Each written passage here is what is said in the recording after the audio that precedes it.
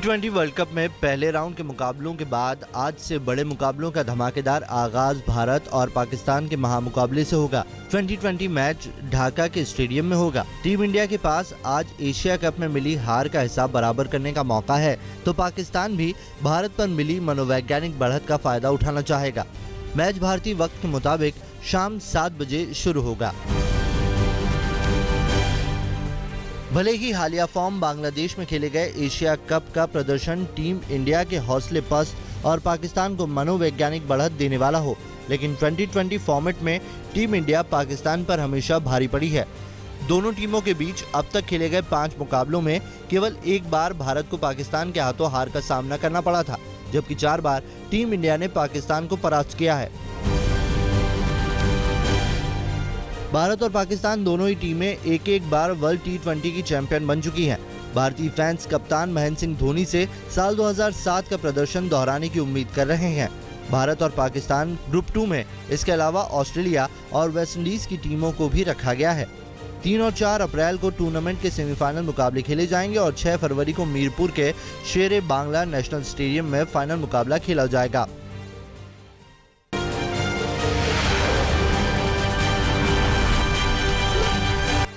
वित्त मंत्री चिदम्बरम इस बार लोकसभा चुनाव नहीं लड़ेंगे। पी चिदम्बरम कर्नाटक की शिवगंगा सीट से चुनाव लड़ते रहे हैं। उन्होंने चुनाव लड़ने से इनकार कर दिया है। उनकी सीट से चिदम्बरम के बेटे चिदम्बरम को टिकट दिया गया है। पहले से शिवगंगा सीट से चुनाव प्रचार में लगे हुए हैं। सूत्रों की माने तो पी चिदम्बरम ने खुद इस बार चुनाव न लड़ने की इच्छा जताई थी। साल 2009 में चिदम्बरम ने शिवगंगा सीट से करीब 3000 वोटों से जीत दर्ज की थी। दिल्ली में आज हाई प्रोफाइल नॉमिनेशन का दिन है। 14 के चुनाव में दिल्ली के दंगल में दांव खेल रहे कई बड़े नामांकन दाखिल करने वाले हैं। नई दिल्ली सीट से केंद्रीय मंत्री अजय माकन पर्चा दाखिल करेंगे। पूर्वी दिल्ली से संदीप दीक्षित नामांकन दाखिल करेंगे। चांदनी चौक सीट से बीजेपी उम्मीदवार डॉक्टर हर्षवर्धन नामांकन दाखिल करेंगे। चांदनी चौक सीट से आम आदमी पार्टी के उम्मीदवार आशुतोष भी आज ही नामांकन दाखिल करने वाले हैं। इसके अलावा बीजेपी उम्मीदवार प्रवेश कुमार और आप उम्मीदवार राज भी आज पर्चा दाखिल करने वाले हैं। इससे पहले पूरा दिन दिल्ली से लेकर भोपाल तक और भोपाल से लेकर अहमदाबाद तक आडवाणी को मनाने की कोशिशें होती रहीं।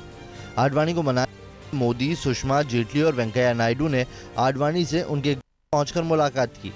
इसके अलावा संघ ने भी आडवाणी तक ये संदेश पहुंचाया कि वो गांधीनगर से ही चुनाव लड़े, वरना आम लोगों तक गलत संदेश जाएगा। संघ ने बीजेपी से कि हम हर समय दखल अंदाजी नहीं कर सकते, इसीलिए आप अपनी समस्या खुद सुलझाएं। बीजेपी नेता लालकृष्ण आडवाणी गुजरात से ही लड़ेंगे लोकसभा चुनाव।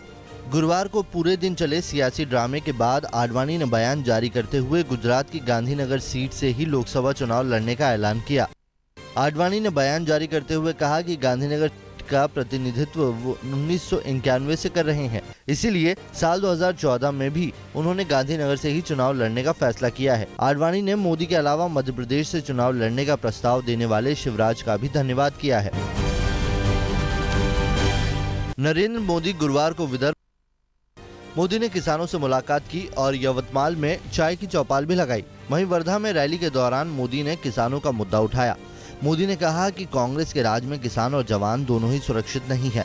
किसानों की बदहाली के लिए मोदी ने कांग्रेस और एनसीपी को जिम्मेदार ठहराया। मोदी ने अपने भाषण में राहुल गांधी पर भी निशाना साधते हुए कहा कि शहजादे वोट के लिए जनता की आंखों में धूल झोंक रहे हैं। शहजादे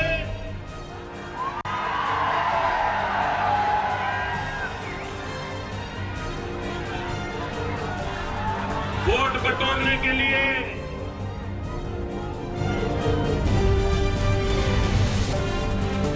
जनता के आंख में धूल झोंकने का काम कर रहे हैं। आपको लड़ा दे? हाँ, आपको लड़ा दे क्या? तो आ जाओ, 1 करोड़ रुपए लेकर के लड़वा देंगे। सुना आपने, 1 करोड़ में टिकट का सौदा हो रहा है। सौदा करने वाले हैं भोपाल से सांसद और एमपी के पूर्व सीएम कैलाश जोशी।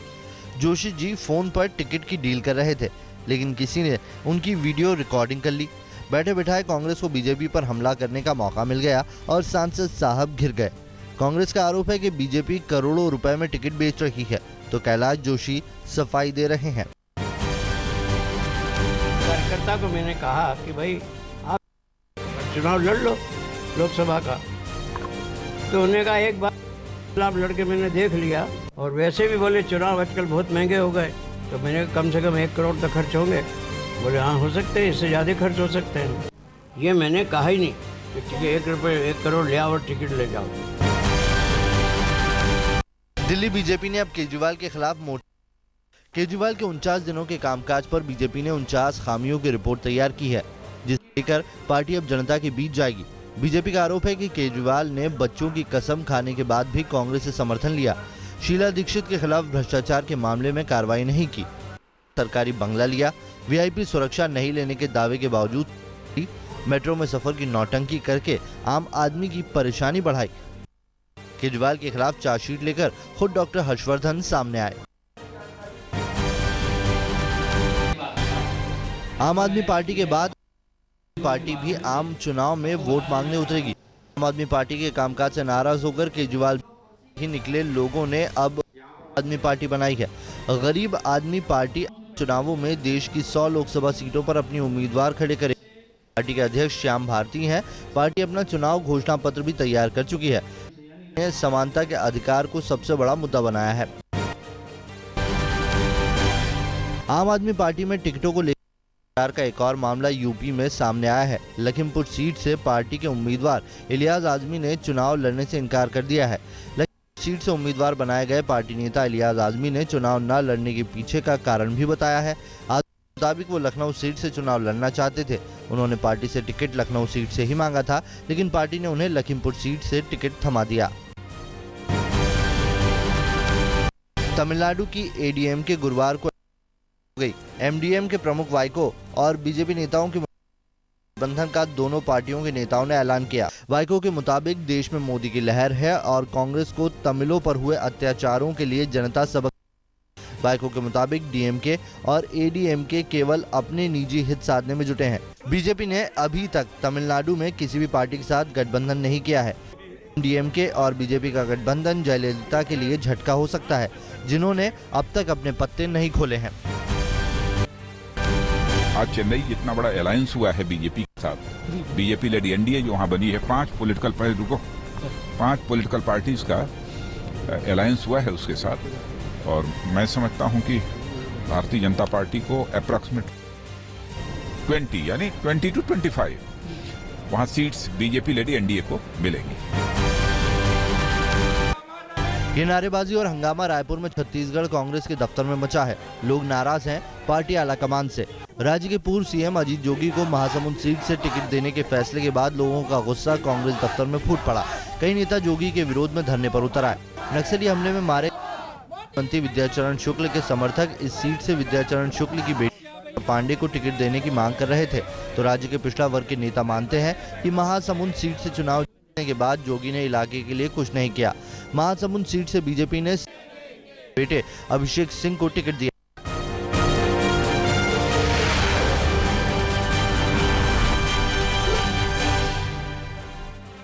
मुंबई के शक्ति मिल गैंगरेप मामले के दोषियों को अदालत आज सजा सुनाएगी। गैंगरेप के 2 मामलों में 5 दोषियों को अदालत ने गुरुवार को दोषी करार दिया था। इन 5 पर आईपीसी की अलग अलग धाराओं के तहत जुर्म साबित होने के बाद सजा सुनाने के लिए आज का दिन मुकर्रर किया गया था। ये मामला करीब 7 महीने पुराना है, जब मुंबई की बंद पड़ी शक्ति मिल में एक महिला पत्रकार और एक टेलीफोन ऑपरेटर के साथ गैंगरेप हुआ था। आरोपियों में से 3 आरोपी गैंगरेप की दोनों वारदातों में शामिल थे। मुंबई में हुई है हैवानियत की एक और वारदात। बोरीवली की एसआरए बिल्डिंग के वॉचमैन ने एक 5 साल की लड़की को रेप का शिकार बनाया। बिल्डिंग के पास खेल रही बच्ची को वॉचमैन ने चॉकलेट खिलाने का लालच देकर बुलाया और फिर उसके साथ दुष्कर्म किया। दर्द से तड़पती हुई लड़की जब घर पहुंची तो माँ बाप के होश उड़ गए। अस्पताल ले जाने पर रेप की पुष्टि हुई। पुलिस ने बोरीवली थाने में मामला दर्ज कर आरोपी कैलाश राजू परमार नाम के वॉचमैन को गिरफ्तार कर लिया है। देहरादून में गंगा नदी में डूबने से एक अर्जेंटीना के नागरिक की मौत हो गई। अर्जेंटीना के नागरिक का नाम हेक्टर रोलोटी है, जो साउथ फ्लोरिडा के रेस्टोरेंट नोवे कैंटो के सह संस्थापक हैं। हेक्टर रोलोटी करीब 30 लोगों के ग्रुप के साथ एक एडवेंचर ट्रिप पर निकले हुए थे। तभी एक डूबते हुए युवक को बचाने के लिए रोलोटी ने नदी में छलांग लगा दी, लेकिन उसके बाद वो पानी से बाहर नहीं आ पाए। रोलोटी को ढूंढने के लिए गोताखोरों के साथ पुलिस की टीम घंटों तक मशक्कत करती रही। यूपी के मुजफ्फरनगर में रूटीन चेकिंग के दौरान एक गाड़ी से 1 करोड़ 24 लाख रुपए बरामद किए गए हैं। चेकिंग के दौरान स्टैटिक्स टीम और सिखेड़ा पुलिस ने टाटा मैक्स गाड़ी रुकवाई और चेकिंग के दौरान जब नोट बरामद हुए तो देखने वालों के होश उड़ गए। घंटों तक नोटों की गिनती हुई, तब जाकर पता चला कि ये रकम 1 करोड़ 24 लाख रुपए है। माना जा रहा है कि पैसे का इस्तेमाल चुनाव में किया जाना था। पुलिस ने 2 युवकों को हिरासत में लिया है, जिनसे रकम के बारे में पूछताछ की जा रही है। रायबरेली में एक 2 सीटर प्लेन खेतों में लैंड कर गया। खेत के बीच प्लेन की लैंडिंग की अनोखी घटना रायबरेली के थाना इलाके रुखा गांव में हुई। दरअसल प्लेन ने कोलकाता से अलीगढ़ के लिए उड़ान भरी थी, लेकिन रास्ते में ही प्लेन का फ्यूल खत्म हो गया। पायलट ने सुरक्षित लैंडिंग के लिए सुनसान जगह में प्लेन उतारने के लिए गांव के खेतों को चुना। Aircraft trans Bharat aviation club का है। एयरक्राफ्ट के दोनों पायलट सुरक्षित हैं, जिनसे पूछताछ की जा रही है। सासाराम संसदीय सीट से बीएसपी की टिकट पर नामांकन दाखिल करने वाले उम्मीदवार अचानक 2 हो गए। सासाराम सीट से बीएसपी की टिकट पर नामांकन दाखिल करने पहुंची बाबू जगजीवन राम की पोत्री मेधावी कीर्ति का नामांकन जिला निर्वाचन अधिकारी ने ये कहकर लेने से इनकार कर दिया कि बीएसपी की टिकट पर बलेश्वर भारती नाम का उम्मीदवार पहले ही नामांकन दाखिल कर चुका है। कार्यकर्ताओं के लाव लश्कर के साथ पहुंची मेधावी कीर्ति नामांकन दाखिल नहीं कर पाई। सासाराम से बाबू जगजीवन राम की बेटी मीरा कुमार उम्मीदवार हैं। मेधावी कीर्ति ने मीरा कुमार पर ही साजिश रचने का आरोप लगा दिया। दिल्ली नगर निगम की एक पार्षद ने खुद पर सेक्सुअल हैरेसमेंट का मामला दर्ज कराया है। मामला दक्षिण दिल्ली का है। पार्षद ने आरोप जोन के एक एग्जीक्यूटिव इंजीनियर पर लगाया है। महिला पार्षद ने सेक्सुअल हैरेसमेंट के अलावा मारपिटाई और गाली गलौज की भी शिकायत दर्ज कराई है, जबकि आरोपी इंजीनियर ने उल्टा महिला पार्षद पर प्रताड़ना का केस दर्ज कराया है। पुलिस ने दोनों तरफ से शिकायत दर्ज कर जांच शुरू कर दी है, तो वहीं एमसीडी कर्मचारी यूनियन ने महिला पार्षद और उसके पति के खिलाफ मोर्चा खोल दिया है। दिल्ली के वसंत कुंज में व्यापारी की हत्या की गुत्थी पुलिस ने सुलझा ली है। पुलिस के मुताबिक पत्नी और साली ने व्यापारी करतार सिंह की हत्या की थी। एक दिन जब करतार सिंह साली के साथ बदतमीजी कर रहा था, तभी पत्नी और साली ने चाकू से उसकी हत्या कर दी। दोनों ने लाश को 5 किलोमीटर दूर गटर में गिराया और गुमशुदगी की शिकायत दर्ज करा दी। गाजियाबाद के विजयनगर में बाइक सवार बदमाशों ने रिटायर्ड दारोगा को गोली मार दी। जख्मी प्रभु दयाल शर्मा की अस्पताल में मौत हो गई। घटना उस वक्त की है जब प्रभु दयाल शर्मा घर के बाहर टहल रहे थे। वो समाजवादी पार्टी के महानगर सचिव भी थे। पुलिस इसे आपसी रंजिश का मामला मान रही है। गाजियाबाद में पुलिस चेन स्नैचिंग रोकने में कामयाब रही। इस दौरान बदमाशों से पुलिस की भिड़ंत भी हुई। बदमाशों ने पुलिस पर तमंचा तान दिया। झड़प में पुलिस वालों को चोट भी आई, लेकिन बाइक छोड़ मौके से बदमाश फरार हो गए।